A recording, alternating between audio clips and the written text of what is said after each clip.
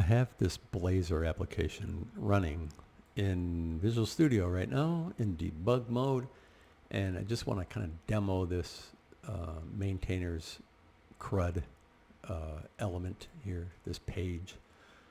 Well, I have 3 existing in the table. If I make a new one and add it, it puts it in, it gives me the notification, and if I highlight the row by clicking on it anywhere besides the delete button, it brings this into the form, highlights the row, changes the button to update. I can back it off and update it.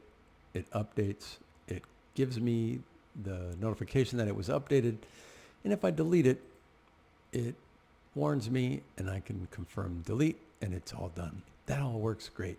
So I'm going to take a screenshot of this because I might need it to explain some things. So I will stop debugging and go over how this is all set up. So the page itself, it just has the route, and then I drop in this one master component, the maintainer component. So here's the maintainer component.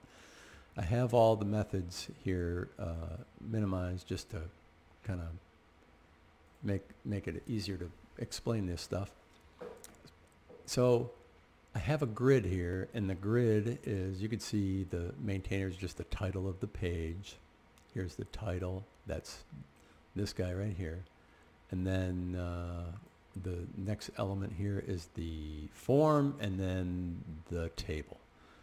So the form is here, obviously, and the table is here. And we're not going to talk about the table just yet, but so all the communication with the API for this specific, for the maintainer CRUD, it's all done here. So if you look at the form, there's no API client injected.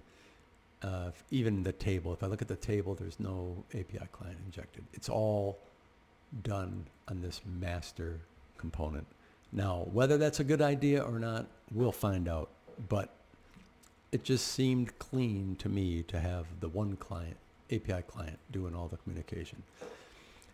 The problem I come up with when what I'm trying to do is, because there's a lot of tables in this database that I'm gonna have to update. So I want to make a generic form and a generic table and try to make as many generic components that I can, so that I don't have to write this stuff over and over again.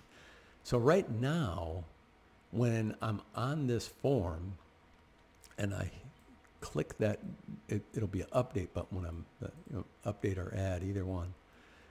When that form gets submitted, you can see that it's just calling this method, and it has this callback that sends that form back to this master maintainer component.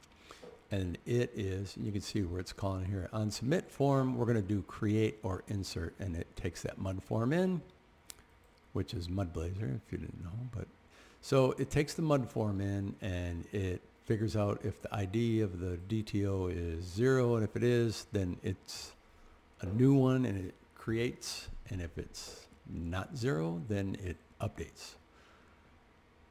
Here's where I have an issue. When I try to take this and say, look, I'm going to have to do this over and over again. Let me make this generic form right here.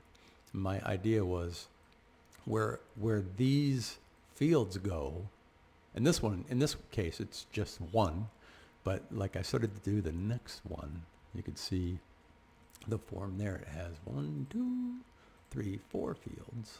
And so I figured I make this guy, all the content in there, I will make it a render fragment. And it will also have the generic type that is being brought in. But my problem is when I do the submit form from here, it's going to send the form back. How do I get it to send it back to here? Because this is not going to use the FS form. This is where the FS form will be, right? It'll be FS form, and then the rest of it, look at this, trying to do it for me, but so we'll just leave that up for now. But if I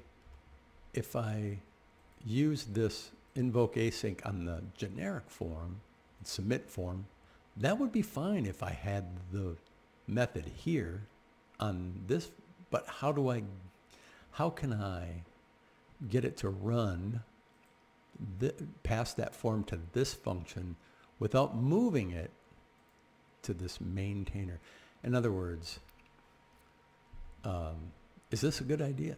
The way I'm doing it right here to try to make this generic, is there a way to use the same functionality and have it run this guy right here?